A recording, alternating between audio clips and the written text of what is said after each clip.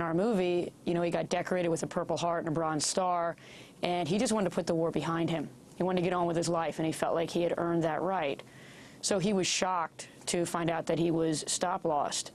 I actually found out about stop-loss from a soldier who was still in Iraq, and this was a soldier who was not particularly political, was fine, you know, doing his job. And he said, do you want to hear something? I use the word messed up, but he used, you know, the term effed up. And I said, what? And he spelled out for me stop-loss, S-T-O-P-L-O-S-S. It's a strange term. So I, you know, wrote back to him, I don't understand, what is that? And then he said, it's a backdoor draft. And I said, well, what's that? And he said, well, they're recycling guys who should be getting out, they're breaking their contract, and they're sending them back to third, fourth, and fifth tours. And he said, I'm pissed off. Now, again, because he wasn't a political soldier, I said, well, why are you pissed off? And he said, I just got done fighting in Iraq with my best friend. He's supposed to be getting out. Now they're shipping him back. I don't think his marriage is going to survive, and I don't know that he's going to survive. So, you know, I was already interested in the soldiers in the war, but particularly hearing what stop-loss was. I mean, stop-loss just basically heightened the drama of everything for everybody. Kimberly Peirce, you mentioned at the beginning that you were instant messaging your brother on a daily basis, and we were talking earlier with COLBY BUZZELL about the impact of the Internet in terms of communications and consciousness among the soldiers there, and in terms of what the American public is receiving. What's your sense of how the ability to communicate instantly between the troops and the public has affected how people view the war? Well, I'm thrilled with what Casey and COLBY are doing. I think it's phenomenal that we can be here and have questions about the war and the psyche of the soldiers. And in my case, you know, I wanted to know, what were they teaching my brother? How was he changing? Was he killing people? What was that doing to him? And so on a daily basis, I got to say to him, what are you doing? What are you up to? You know, and he would say, oh, I'm doing the usual, you know. And I said, well, what's the usual? You're in Iraq. You know, and he would say, you know, busting in houses, kidnapping people. I think it's phenomenal that we can stay in touch with them, and I love the idea that they're making their experiences so transparent. My brother, you know, and other soldiers brought back those soldier-made videos, which I think are like these anthropological finds, only we're getting them now, you know, not in 20 years, where soldiers take these cameras, and, I mean, as you guys probably know, they put them on the gun turrets, they wire them into the Humvee, put them on a sandbag, put them on the ground, and let the cameras record what they're going through, and then they go back to their barracks and they cut them together, whether that's to Kobe, you know, sorry, Toby Keith's Courtesy the Red, White, and Blue, or AC/DC. I just think it's such a chance for us to see, you know, how we're shaping these young men and women, and what the experience is like. So I'm all about, you know, I have a website where I put the videos up, and I really encourage people, you know, who are particularly in service to, like, write their comments down. And I'm finding that what it's doing is it's creating a community between, in a way, what really is a divide in America, between those who are in service and are connected to somebody in service and those who know nobody in service at all. That was kind of the biggest thing that really shocked me going through America and interviewing soldiers. Kimberly Peirce, how do you respond to what they say in Hollywood is war fatigue? Well, I mean, you know, to say that America has Iraq war fatigue doesn't really make sense. I mean, I don't know the exact statistics. I think it's like 6 to 13% of all reporting is the war. And if you look at the amount of money we're spending and that people are, you know, getting killed and that we're killing all these people, it seems kind of shocking that we're not looking at it more. You know, I would have to say that, you know, if anybody has Iraq war fatigue, it would be the Iraqis, not us. I wanted to bring COLBY and Casey Porter back into this conversation.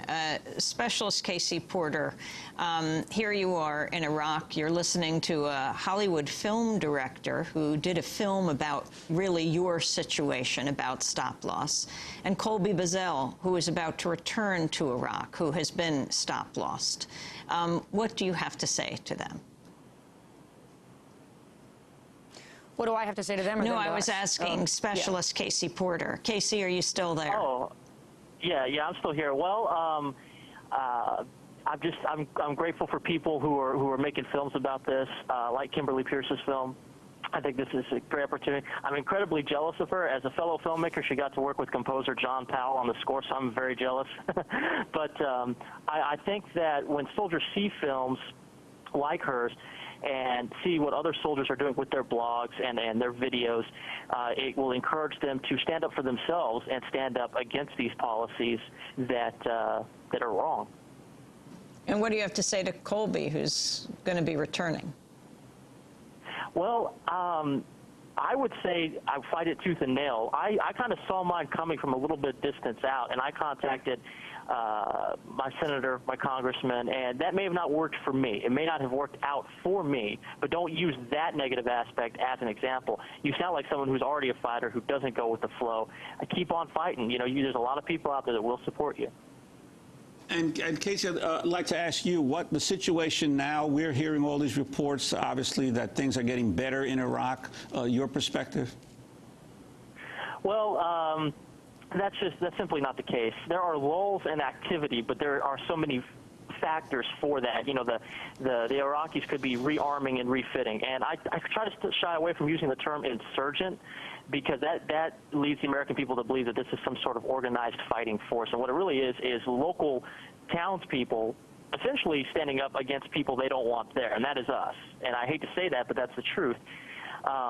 You know, I just now posted a film, you know, AO, that shows there's firefights, there's a Hellfire missile strike, there's a lob bomb attack. It's not getting any better, and I think the reason the military doesn't want new weapon systems created by the Iraqis to be shown to the public is because the longer we stay here, they're just going to become more and more creative with improvised weaponry to fight us.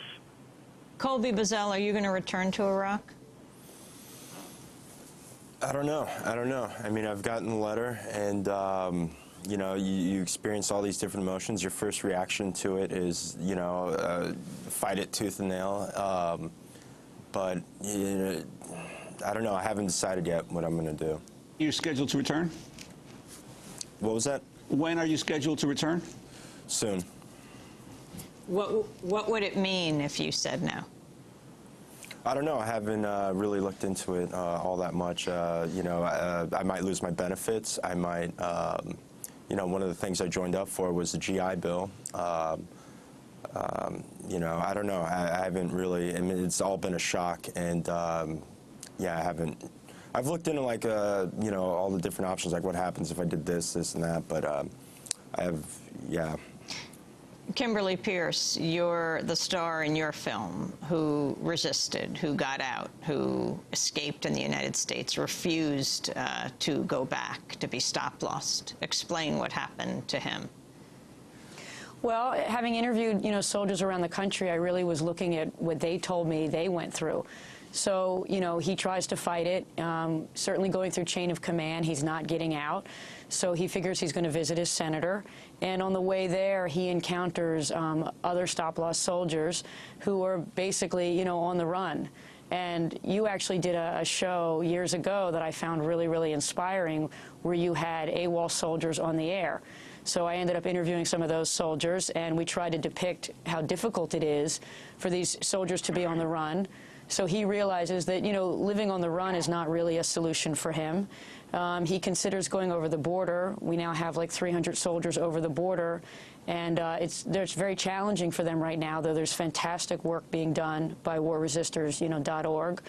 When he looks at all that, he sees, I don't want to give away the ending, but that isn't the life that he wants to live. And that was something, unfortunately, that I saw in so many of these young patriots who had signed up, to be told, you either go back to Iraq and, you know, risk dismemberment or death, and we're violating your contract, or you live on the run, or you go to Canada and you can't come back.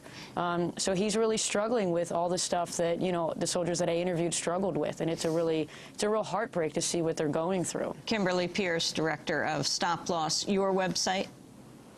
www.stoplossmovie.com/sound-off. And, you know, I need to congratulate Casey and COLBY again, because that's what we're also trying to do, is just getting the soldiers' word out there. COLBY, BUZZELL, your website? cbftw.blogspot.com. COLBY BUZZELL served as an Army infantryman in Iraq, has now been stop-lossed. His book is called My War, Killing Time in Iraq. And finally, Specialist Casey Porter, speaking to us from Al-Iskandariya in Iraq, Army specialist stationed there. Your website?